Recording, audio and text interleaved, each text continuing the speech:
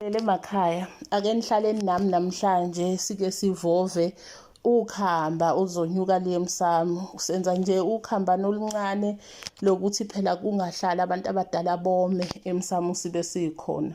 Hlalani nami-ke sibe sivova lo tshwala ukuze siphinde sifundisane ngokubaluleka kokuthi ekhaya kuhlale kube khona ukhamba emsamo.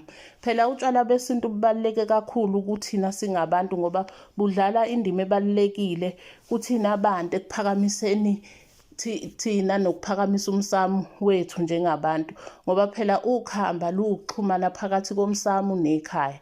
Kubalulekile-ke ukuthi kuhlale bukuphakamisa ukhamba ekhaya, njengoba nje nazi ukuthi phela ukhamba usuke kuwumnikelo wabantu abadala, usuke usa lapha emsamo uyonikela ngabo ukuze phela abantu abadala badle isivuno sabo, ngoba phela lana kusuke kutshengisa ukuthi-ke ekhaya kusaphila sisangena isivuno. Yize-ke noma phela isivuno leso kuwukuthi-ke sesifika ngendlela yokuthi siyahamba siyosebenza, kubuya amandla emali sikwazi ukuthenga izinto ey'fana nabompuphu kanye nayo imithombo lena esiyihlanganisayo uma sigaya, kodwa kusuke kuyisivuno sekhaya ngoba phela amandla asekwaba yiyona imali lena. Ukutshengisa konaka ukuthi lana sisuke sibonga amandla ukuthi nakho amandla sakhona ukuthi sikwazi nathi ukuthi sigaye kuphume ukhamba ekhaya. Kusuke futhi kutshengisa kona ukuthi siyawabona amandla abo, siyacela futhi ukuthi bakhuthazeke esimweni samandla, baqhubeke basukume babheke amanye amandla ukuze ikhaya lihlale linakekelile. Utshwala-ke besintu ukhamba lolu lusuke luyisimemo ekhaya, isimemo sawo amathonga ukuthi awalikhumbuli ikhaya, awazungeze alikhumbule ikhaya.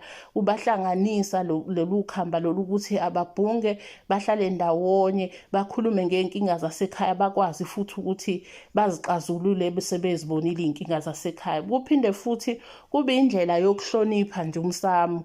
Uma ukhamba lihlale linyuke liyemsamo, kuhlonishwa umsamo, kuhlonishwe ney'ndlela zomsamo, ngoba phela indlela zabo okhokho lezi, indlela bona babenza ngazo, kusuke kutshengisa ukuthi wena umntwana owuhloniphayo umsamo, uhlonipha ney'ndlela zabo abantu abadala. Kuphinde futhi kube indlela njena lena yokwakha ubudlelwane nomsamo wakho, ngoba phela awakho ubudlelwane nomsamo wakho kuphela kepha ney'dalwa ezihlala kuwona umsamo, ngoba phela usuke lana utshengisa ukuzimisela ekutheni, ngoba phela i-process le njengoba ubona nje ukuvova ukuthi kuthatha isikhathi, kufuneka uzinikele. Usuke lana wakha-ke ubudlelwano obunamandla phakathi kwakho namathonga kini. Kubalulekile-ke lokho ngoba yilapho khona isidalwa sibona uthando nawe nokuzimisela ukuthi uhlangabezane naso endleleni. Ukhamba-ke lo njengoba nibona amavovo lawa sike siwathathe mese kuvoviwe utshwala, kuphinde kube insila yekhaya, ukusho ukuthi iy'nsipha lezi sike sizichithele ngaphandle, kudle iy'lwane zasekhaya, kwande amandla ekhaya. Kuphinde futhi kube indlela yokuthi ikhaya libiyeleke kwimimoya engasiyona yasekhaya. Kuphinde futhi kube indlela yokuthi amathonga futhi anukelele ikhaya ekude, aqoqana, akwazi ukuqoqana phezu kwesimo sekhaya.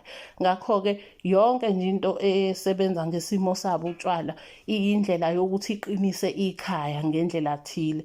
Njengoba-ke senibona njena sesiqedile lana ngazo iy'nsipha lezi zabo, sesizohlanganisa-ke manje ukhamba esilusebenzisayo ulo lolu lwesintu. Ukhamba lolu elisuke luzohamba luyohlala khona emsamo kusuke kufanele kube ilolu lobumba. Lolu khamba lolu kufuneka ukuthi lugcwale ngendlela enele, yiko siligcwalisa nje kanjena ukuze kukwazi ukuthi kufinyelele nengwebu inyuke. Siyathokoza kakhulu-ke, sithi nje akwanda ukukhanya, sithembe ukuthi kukhona lapho ekukhanya khona ngokubaluleka kokhamba emsamo. Makhosi.